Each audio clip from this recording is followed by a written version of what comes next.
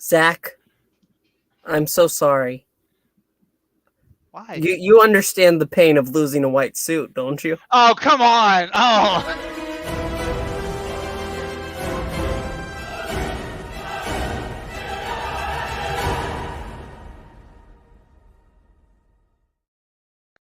Hello, everybody. My name is Puppeting from the Geeky Pup Show here on the Geeky Pup Show today. For what? For what? For Moon Knight. Yes, and of course, joining me as always is Froggy and Zach. Yes. What's up, everybody? Hello, how's it going? Why is he doing that? I don't know. Oh. Praise Konshu. Okay. Sure. Yes, we are here for episode 4 of Moon Knight.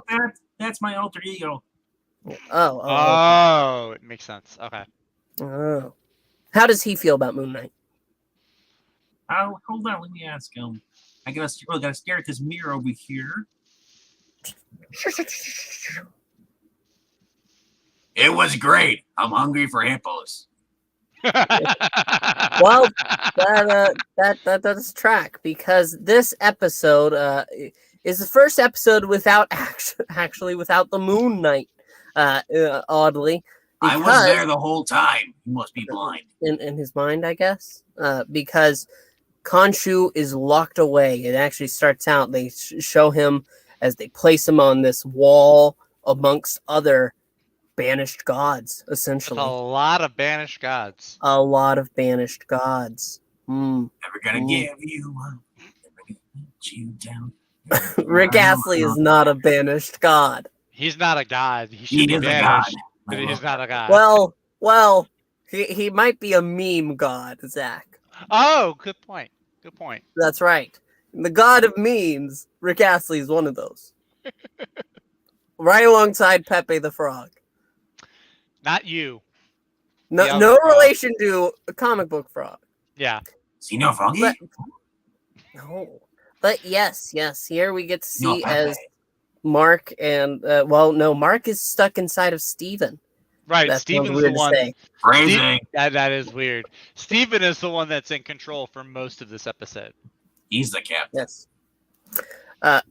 But Maranya says something here that tracks with this episode. Yeah. Because it is very, look, we're in this lost tomb because that's where they head afterwards. It is the whole episode is very Raiders of the Lost Ark-ish, or up until the end scene, that last scene at the end. Trippy. That part was more like Inception or something. Like that was trippy. But yes. But here we get to see as well they break into a tomb. I don't remember the pharaoh's name. Alexander the Great. That was the pharaoh. Oh yeah. Because Steven saw the Macedonian writing, and I actually remembered that from high school history. Is that Alexander was Macedonian? There you go. Yeah, that was pretty cool. Yeah, because as they go through the tomb, there's actually a lot of action here. It's very easy to talk about and pass through because there is this mummy, a mummy worshiper inside of this tomb. It was very trippy. It's not something I expected. That was creepy. Yeah. You okay, Froggy? I want action tonight. Well, you got a lot of action. That's why it's so easy to get through. Yeah, you've got Layla throwing flares around, like flares are a lethal weapon in the Moon Knight universe, apparently. Yeah, actually, it's no truncheon, but it's not a truncheon. But there was one thing I'm kind of irritated now because now we know who Leia is. She's the retcon version of Marlene. Basically, she's supposed to be Marlene. Because as they're separated, because they do get separated here, we get to see he uses his handsome good looks to manipulate her. Froggy, are you attracted to Ethan Hawke? He's a sexy beast. Stop drinking so much of that water, Froggy. I can't help it. He's just so hot today, you know? With that messy ass hair? He worships an alligator god. Alligators eat got frogs. passed down to his daughter in Stranger Things. You know? What? Yeah. What is this? I'm so. What has concerned. become of this, Froggy? Don't hate because he's beautiful. Mm. Just because he's got a long mane and you have no hair, there's no reason to be jealous. You are both beautiful inside. Well, that's pretty But nice. you're he's outside, unlike him. Anyway, Yeah. Yes, that is what he does. He says, "Well, you need to ask what happened to your father." And so, ultimately, we get to see Stephen inside of, well, the inside of the tomb, the main tomb, and Alexander the Great's sarcophagus. He manages to get it up, and he's trying to figure out where the this statue, the little statue of Amat is. I'm Yeah. so glad he got it up. hole could be. Yeah. Well, he opens his mouth and he's saying, "Sorry, sorry, sorry," and he reaches in and Yeah. he's able to pull it out. But that's when Marlene. Oh, My I'm favorite sorry. part, Sorry, the favorite Layla. part about that scene though is that Mark's like slide it in all the way. Yeah, Yeah, all his the way in. hand has to go deep. Get in there, buddy. Go deep. Yeah. Well, he goes ahead. He's able to pull it on out, and he's saying, "I got it, I got it." And there's Layla, and she's asking, "What happened to my dad?" And And Steven's like, I don't know. Mark's not. And ultimately, Mark does take back over and say, "We got to go now. We got to go." And But only after Steven decided to kiss Mark's wife. Oh, well, that was at the beginning. Steve is a little So life Mark stealer. took his hand and punched Steven in the jaw. Oh, is that what happened? Yeah. No, So that makes sense now. Yeah, his left arm jerked up in the face. Because I was wondering about that. That's as Layla's going down the ladder, right? Yeah, she was already down. Okay. And he's like, "I'll be right after you." And then his arm jerks up and hits him in the face. That's Mark getting retaliation. That makes sense. Okay. Well, I guess with multiple voices in your head, I guess you would be used to that sort of thing. What's great about this episode, though, they do touch on the fact there's also a third unknown entity personality. Dun, dun. Yes. Well, we're just about to get to that because ultimately, Harrow's men come in, and Mark is in control, but it's too late. He's saying, "I want to help you," but takes his gun, shoots him twice. I can't help somebody who won't help themselves. Because Steven wouldn't let Mark have control, and so he finally did let him have control, and then Mark tried his best, but he got I know Steven's kind of just like a little. There's words I want to use. He's a prima donna. That's the one. That's a good one. Yeah, because it's like, no, we made a deal, Mark. You're not supposed to be here. You're supposed to leave me. Like, dude, you're in the middle of the desert. Guys with guns are chasing you. You really think you're able to take them on? You're just like a little wimpy Stephen Grant. And Stephen says, "Well, we share the same body. Obviously, I can defend myself." You've never been able to defend yourself. Mark defended the body. That's true. And he's like, "Oh, muscle memory and all that." Like, it doesn't work like that, Steve. No, it doesn't. Sorry. Ultimately here, alternate personality. Yeah. Ultimately here, they're able to, after he gets shot, they're able to reconcile because he wakes up in a very white area. Zach was loving it the entire time. Actually, do I think it was? I think it might. I was actually hating it because it was like late at night and the room was dark, and so all the white light. Yeah, I couldn't tell if he was dead in limbo, but I think what it was is, as we saw, he was in some kind of hallucination projected by the handsome, Ethan Hawke, trying to break him. Please stop describing him that way. Hey, I gotta let him do it because as soon as the Guardians Holiday Special comes out, I'm gonna be saying the same thing about Chris Pratt. Chris Pratt is a handsome devil. He is. Okay. Anyway, where were we? Yes. We're talking about handsome Hawke. He's taken. No, we're not talking about how hot Ethan Hawke is. Ethan Hawke. I wasn't talking about how hot he was. I'm just saying that he's hot, and we're talking about his character. Did you like him with mustache? Yeah. Yes, because Mark thinks he's in a mental institution, and he's taken to his doctor's office, and it's Ethan Hawke, and he's going on and on about how no, listen, I understand you're hallucinating all this, your condition does this, and it looks like Layla's in there and she's crazy. I'm pretty sure the statue man, otherwise known as Crawley, a fine, distinguished gentleman, he is reading off bingo cards. So I thought, because when I saw Layla in there, my first thought was, oh, maybe this is just some place where all the avatars of Konshu go when they like die. That's what I thought. But I don't think so. I don't think so now either. As far as you know, he's not dead yet. But if he was shot twice, he's laying. Layla's definitely not dead. And he also fell into some Egyptian. Well, remember, he's in the tomb. The water there. We don't know if that water is holding special things or anything like that. Chemicals in the water that's turning the people in Egyptian? I don't know. A Lazarus pit type deal? Well, not a Lazarus pit. There's the fact that, who knows if one of the gods have stepped in and has said, and if he's already been dead. He was raised by Konshu.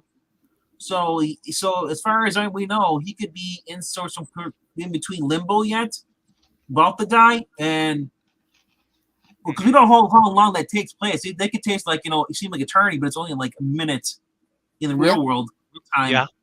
Because he's handsome Ethan Hawke is using his Egyptian powers from his avatar, and he's using it to basically try to get more information out of him. Because remember, what's his name had the statue in his hand of Amit in his little thing. Who knows? Maybe there is a special way to basically, in order to send the statue. Maybe there's certainly in order to raise her from the dead, for to set her free. Yeah. Because remember, he needed Steven to find the place, because what do villains always do? They let the smarter hero do everything for them. Yeah, Steven was actually really useful. As much as I don't like Steven over Mark, Steven was really useful once they get into the tomb, because he's able to figure out, they're like, oh, this maze goes everywhere. He figures out that the maze is actually in the shape of the Eye of Horus. And he's like able to decipher stuff. And so he was actually pretty useful. But yeah. But ultimately, he is able to break free of his bindings inside of the office, and he's like, "No!" And he runs, and he gets down a hall because he recognizes that all the Egyptian things, statues, Amet, and all that stuff. Yeah, and he's like, "Oh, you shot me!" And he finally gets his mental faculties. He runs away, and the orderlies are exactly the same guys who were trying to shoot him in the tomb. You keep that up, and you might get shot.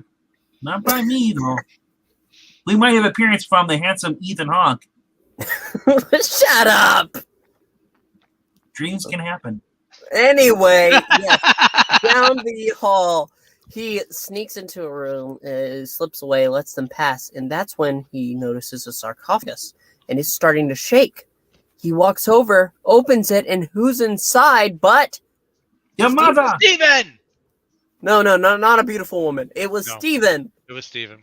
Yes. So they actually see each other face to face. But so then when they're walking through the hallway, right here, and then they see Mark looks to his left. There's another sarcophagus standing upright, and it's shaking. And it's red. I don't know if it means anything. He decides to basically ignore it. Yep. Because I think Mark might know it might be the other personality.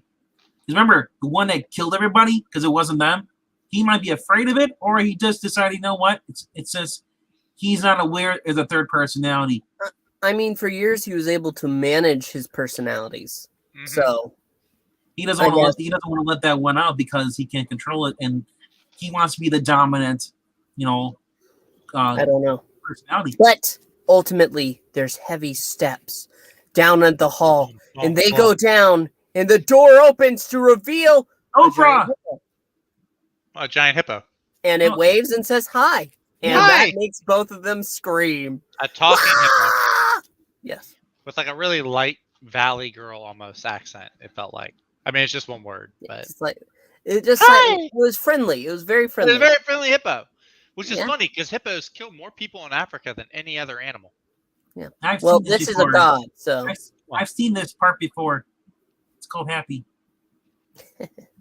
but that is where the episode ends, and it looks like.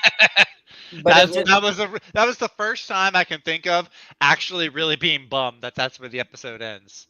Like all the other episodes, I'm like, okay, well, this is a good spot to end for now. This one, I was like, come on, I want to see who the hippo is. Yeah, Mark your body was ready for more of the hippo woman. Yes, Mariah.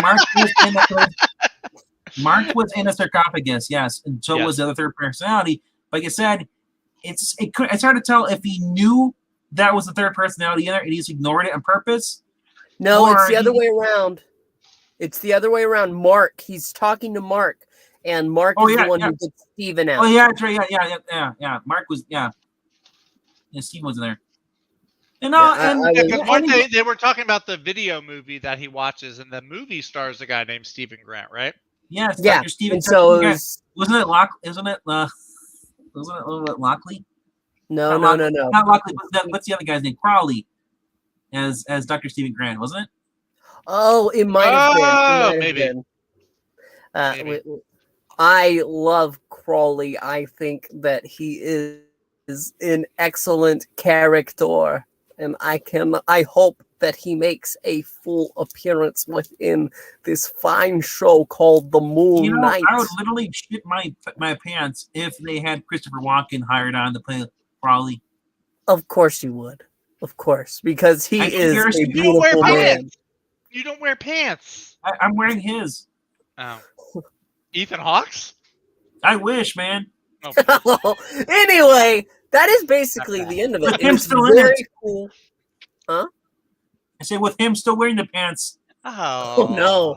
Anyway, this is a very cool episode. Yes, the ending made Maranya mad because she wants more. Well, there's only 2 more episodes, and we're going to have to wait and see what's going to come of it. I'm excited. I hope you are too. Please leave your thoughts down below. Also, make sure to subscribe and, well, check out the Ko-Fi if you can.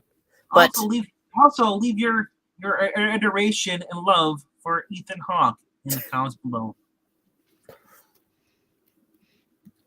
Prove to me that Palpatine. Stop drinking the water, please. Bro, I don't drink the water. So you get to choose. You get to choose. You want to be in a room with Ethan Hawke or with the guy that was turning other people into mummies by like cutting their guts out. Who do you want to be in a room with? You know, the guy was just trying to collect things. That's his job. It was hard to do that, and he's. I like how we completely just glossed over the guy that was like taking live people and mummifying them. Like my brother texted me about that part this morning. He was like, "I almost lost my lunch first thing in the morning watching that." You know what it reminded me of? It's like Wrong Turn, but mummy style. Well, he's gonna. I want to see this for later. We're gonna put on the grill.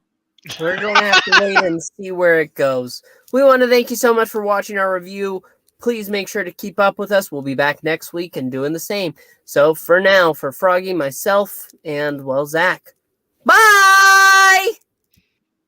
Ethan Hawke, we love you! Oh, God. They're putting chemicals in the water that turns